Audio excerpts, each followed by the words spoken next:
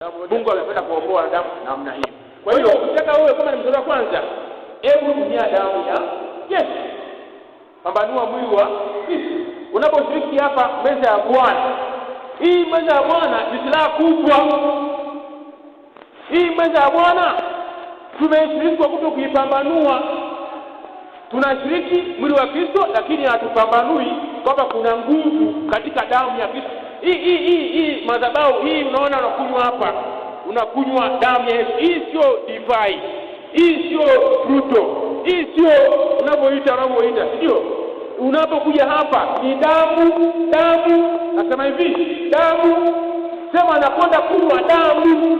Nakwenda kunywa damu. Na damu, katika damu, ndani ya damu kuna uhai.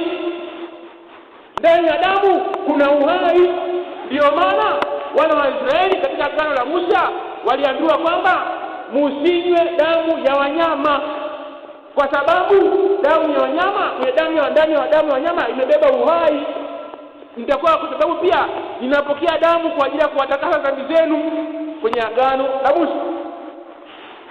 Ninapokea damu ili niwatakase makosa yenu. Kwa hiyo nitachukia sana nikiona mtu anakunywa damu. Mungu aliwaambia wana wa Israeli katika sheria za Musa, katika sheria zake akasema msinywe damu.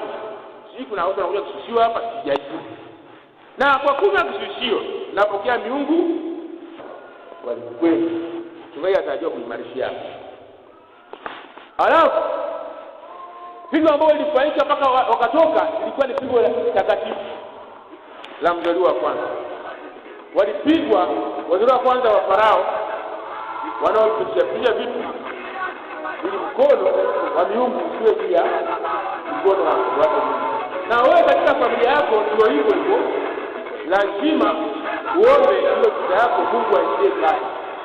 Mungu aitie kati.